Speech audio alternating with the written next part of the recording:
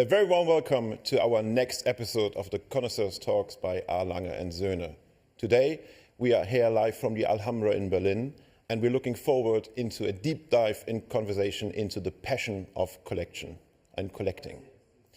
We have two very exciting guests here with us, which are Dr. Marion Ackermann. She is the Executive Director of the Staatliche Kunstsammlung Dresden, and also the Mathematisch-Physikalischer Salon. We will jump in later to what this means.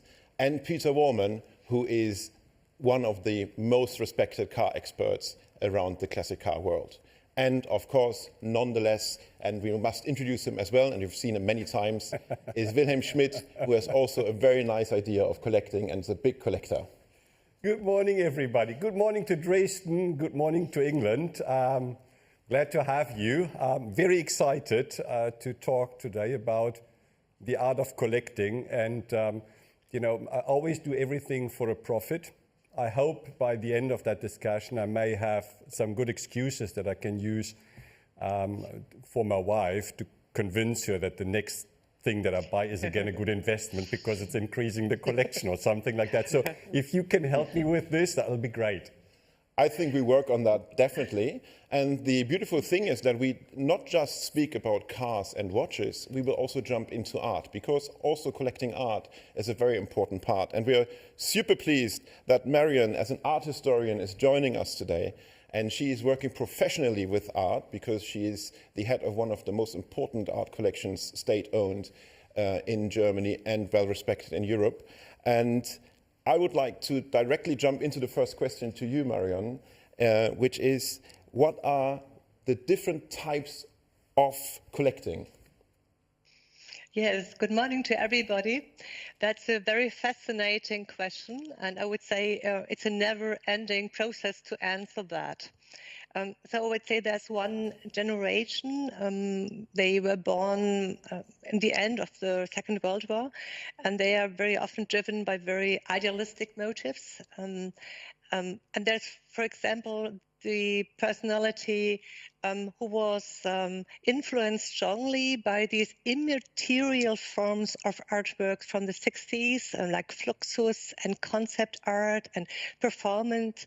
And this form of art was in itself a reaction against the war and all the experiences of the mankind. And then, of course, there is a type of collector who's very much treating the objects like a fetish, so have a very strong obsession towards the material of the works.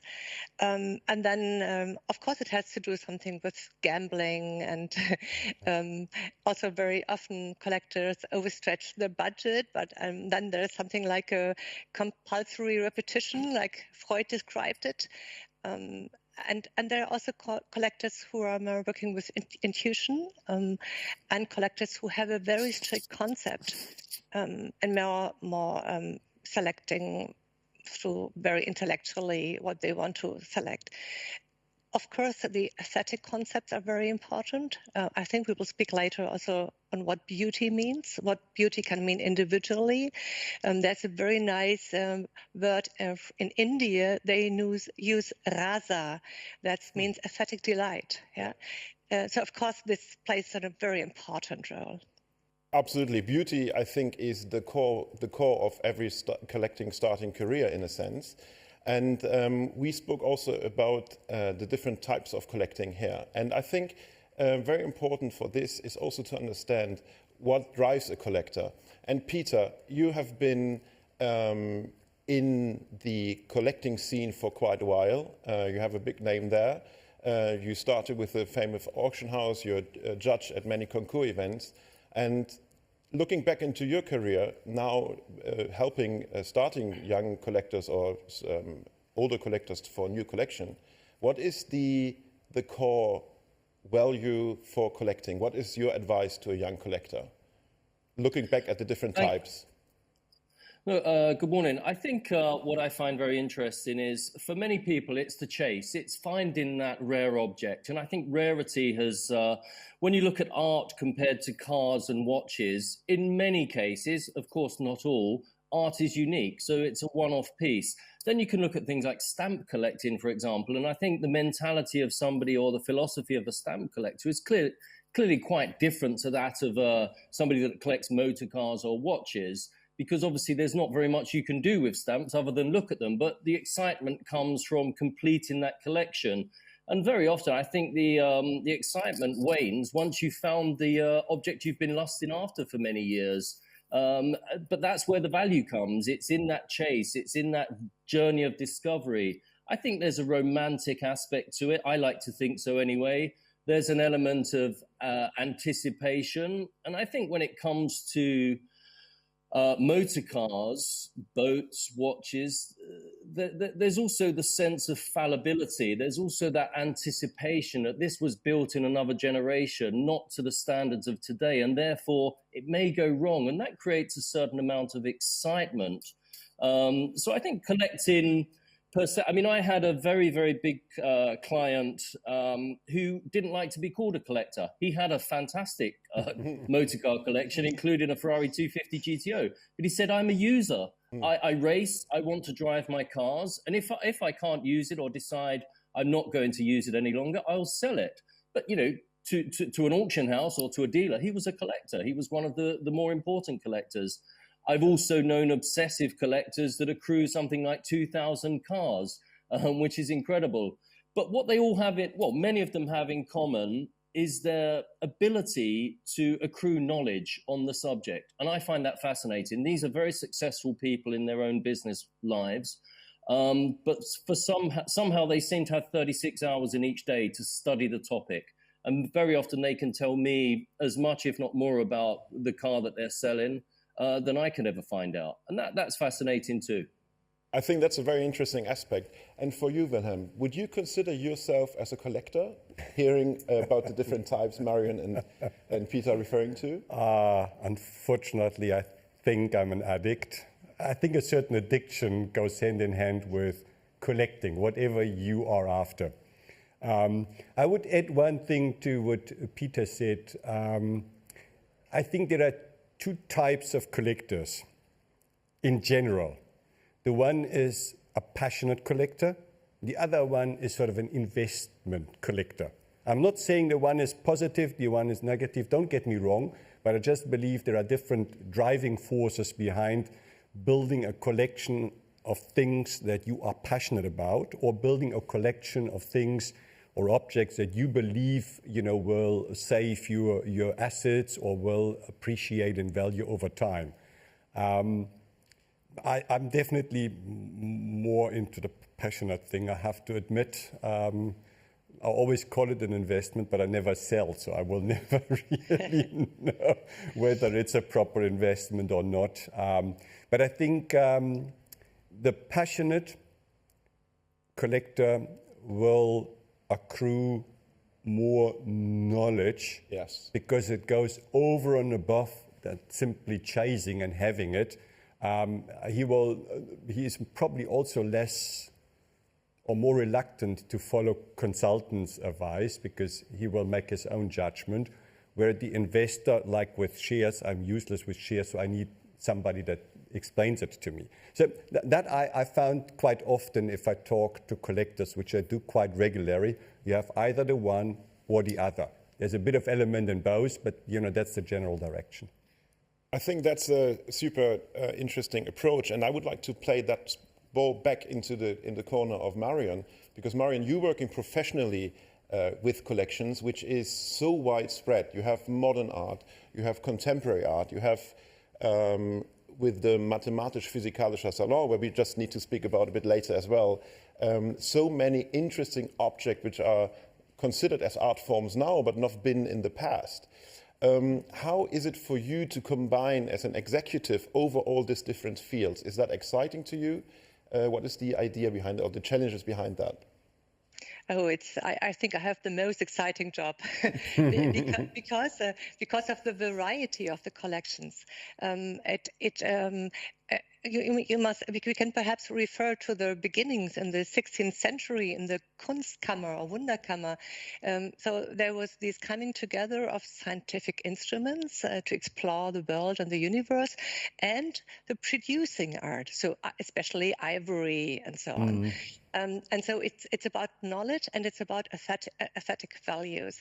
And bringing all these collections together means you have the ability to gain more knowledge about also our contemporary world, because it enriches your vision. We see at the moment already a very nice image of the first floor of the Mathematisch-Physikalischen Salon. We don't translate it in English because we argue it's unique.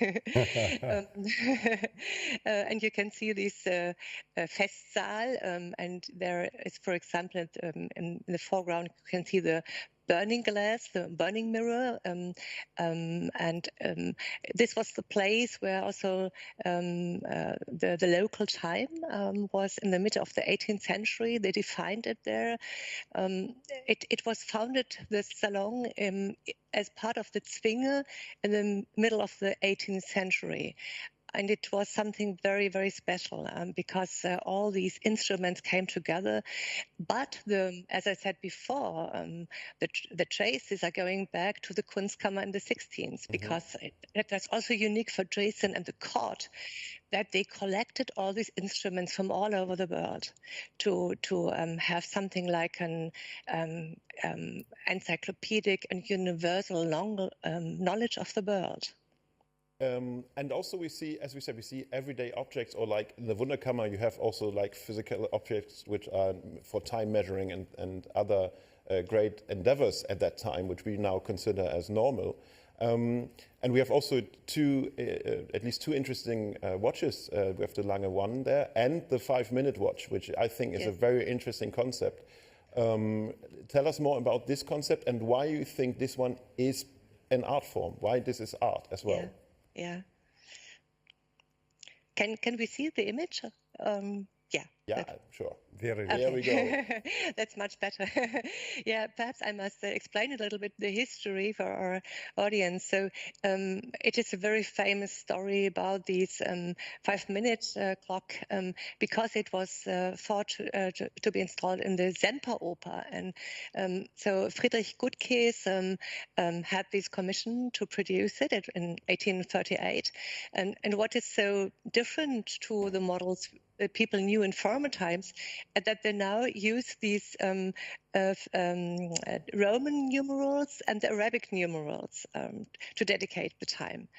And so it was very big, so 2 to 4 meters, so the people from every place in the Semperoper should see the time. And then there was a fire, and then it was produced again, and there was bombing, and it was produced again. But what is so important, and perhaps Wilhelm can continue this story, what is so important, because Friedrich Adolf Lange was the pupil of Friedrich Gutkäs. So Friedrich Gutkäs was the watchmaker of the court of Saxony.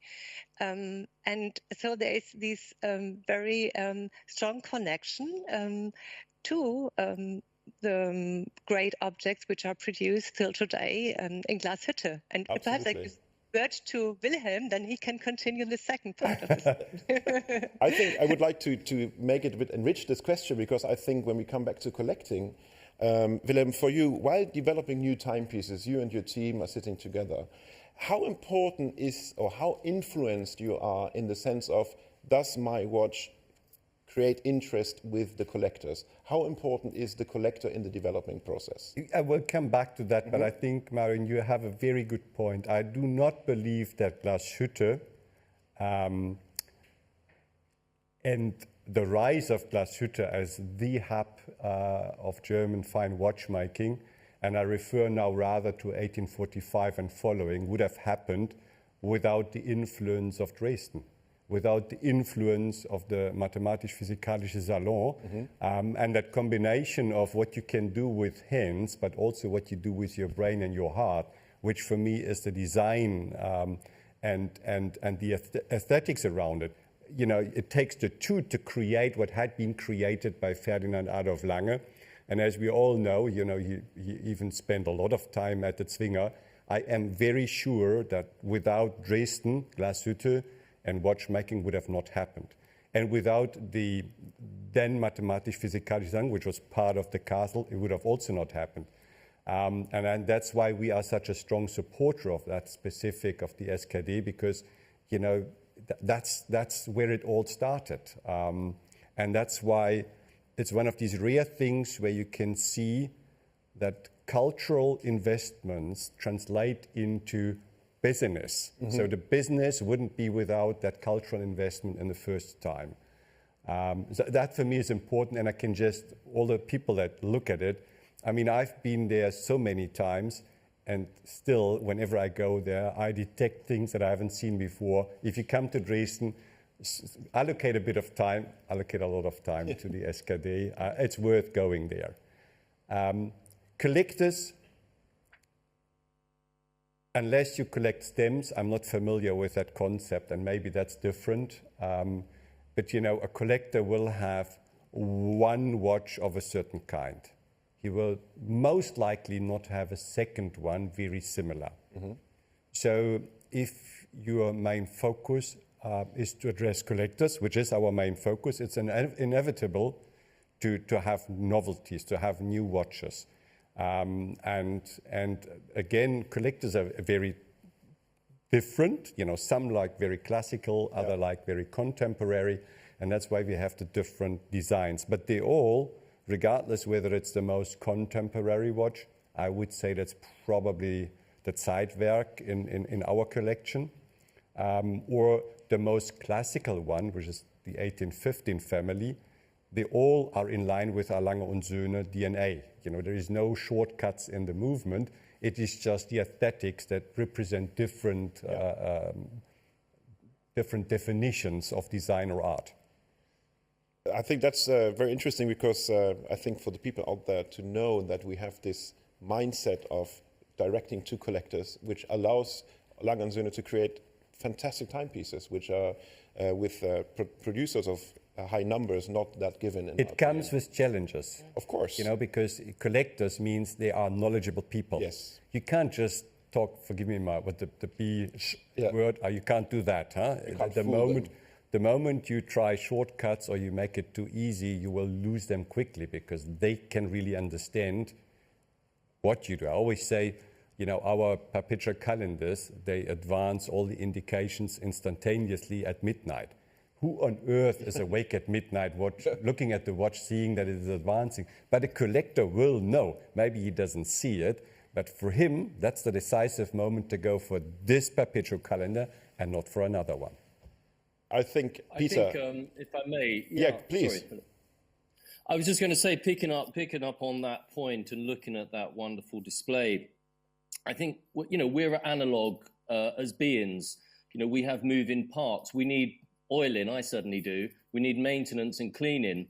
And I think if you go back to our childhood, for boys in particular, I would suggest, you know, we loved our Swiss Army knives. And the guy that had the Swiss Army knife with the most blades or the most different functions won the prize.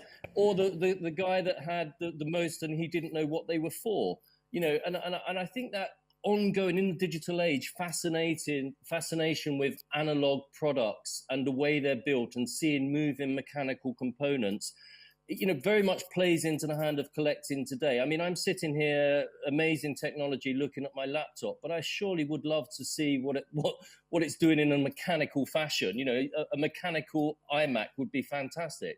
And I just think, I think what Wilhelm was saying about the date moving at midnight, who's awake at midnight, it just doesn't matter. You know, cars, they can do 200 miles per hour in some cases, and you're never going to do it, but you know it can. Yeah. And I think we continue in that fascination with seeing the cogs working, seeing things come together, and just picking up on that with art. if you think about Da Vinci, look, the design of mechanical innovation, look how much that contributed to the world of art in the drawings that went with it, workings. Absolutely. My question was also is based on that, what you're saying is, why is this fascination for collectors of cars vice versa to watches, in a sense? Where do you see this? Is it the pure mechanical part, or is it something different? Well, it brings me a little bit on to the subject of beauty, because I think it's a beautiful experience to put on a beautiful watch. What are you doing this evening? What do the watch matches your mood. The watch may match what you're wearing. It may match where you're going. But for me, getting into a classic car, knowing that it might not start, of course, mine always does. But, there is that sense of anticipation, a little bit of stress that goes with it. But the journey then becomes as important as the destination. And I think it's, you're showing a picture of Katie Forrest's Silver Ghost there. And for me, when sadly somebody passes away, a grandparent, what's the first thing you do when you walk into their flat or their home? You'll probably touch the back of the armchair that they used to sit in. You'll be familiar with the smell of the room, or your grandmother's favorite perfume. It's those senses that we engage with when we see these objects that have lived with our families or lived with other people's families for many, many years. And I think that's largely the case with a watch. You take the watch with you, and on that journey, you hopefully go to look at a wonderful art collection, and then you're stimulated intellectually, and you're looking for the meaning within the art. And I think that's where it's just constant stimulation. And that's what I think collectors really have in common. And Concours of Elegance is a great way to bring all of those passions together and share the stories.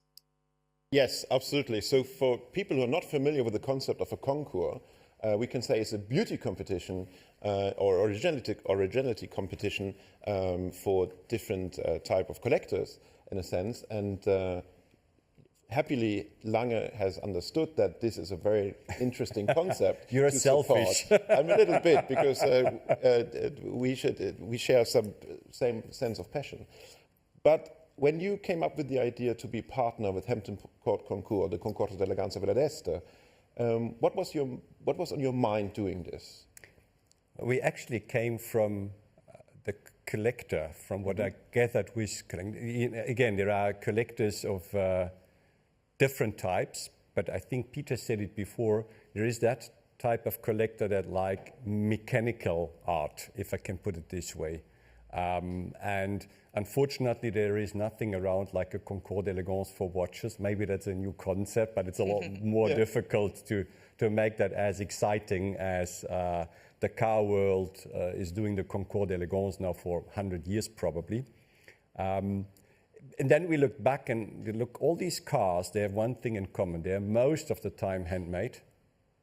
Most of the time they have a great story. And almost they were ahead of their time as they were launched. And even today, I mean, you look at that Silver Ghost, for example, it will create different feelings. Some say it's huge, but nobody will say, Jesus, that's ugly, or will not create any sort of excitement. And I think that's what all that has in common. And therefore we said, if there is a plate outside the watch world, because we are watchmaker by heart, that's our first and most important area, not anything else. But if there is anything that can complement it, other than the mathematisch-physikalische Salon, which is home turf, then it's these Concours d'Elegance. I would agree on that one, and I hope that this engagement keeps a long time going, because we need this kind of events to celebrate exactly what Peter described in the way of keeping memories alive. I think that's very important. I think it must, to be fair, we spoke a lot about passion and passionate collectors, but the fact of investment plays also a big role, whether you like it or not. How would you, Marion, say does investing in art has changed the art market? Oh, yes, that's a very important question. So for us people from the world of the museums, we are in a quite big distance to people who only collect because of reasons of investment. So that's another world in a way. But of course, it changed a lot. And there's also a lot of gray and black money and whitewashing and you know that certain artists were brought up through the market, but they won't survive very long. That is always something like a very short phenomenon that a star is born for a decade or so, and then you can very often in art history you can see that that wouldn't last. But of course, sometimes both aspects come together because to tell the truth, you must say that often the art market is a driver also concerning new, very important phenomena, like having the focus on old female artists, for example, or unknown artists from the eastern part of Europe. It was the art market. The galleries, they started to have this interest because they wanted to find new names to make money with. And the museums and the other institutions are much more slower. And then we often react on this situation. Peter, do you see similarities to the collecting of cars and even boats? Yeah, I think it's very interesting that, I mean, on a much sort of softer level, the practical nature of collecting. Why, just because a car is going up in value, it doesn't mean it's right for you as a collector. And I think there are considerations there which I often refer to, 1950s sports racing cars for many years and still today, they're highly coveted. They're very collectible, particularly Ferraris and other cars of that era. But what people often forget is those cars were built for a generation of people which were much smaller than we are today. And, typically you may spend $3, $4, $10 million on a racing Ferrari from the 1950s, but you have your the steering wheel in your tummy and your knees around your waist while you're trying to drive it. And it's no fun. And similar perhaps with watches, you may love Art Deco watches from the 1920s and 30s, many of which were made much, much smaller than we're used to today. So when you get to my age and you wear that watch, you can't read it. So it becomes just purely jewelry. So I think practical aspects come into it. I mean, there's a picture of a wonderful Riva Super Aquarama there. That's a passion of mine because it's pure freedom. And Rivas, I think, are objects which have been undervalued for quite some time. People feel that they're quite complicated to own and to maintain and to enjoy. But actually, fortunately, I spend a lot of time in Italy. I've been lucky enough to get a great deal of enjoyment out of Riva ownership. And again, I come back to my point about cars, the journey. You can go on a lake or on the sea in any modern fiberglass boat and it will be reliable. It won't fail you. You have a nice fridge. You have, lots of accessories that make it very enjoyable. Thrusters, bow thrusters. But there's something very analog, again, about the experience of a wooden Riva, keeping it clean, worrying every time you have to moor it in a dock that you might dent the wood.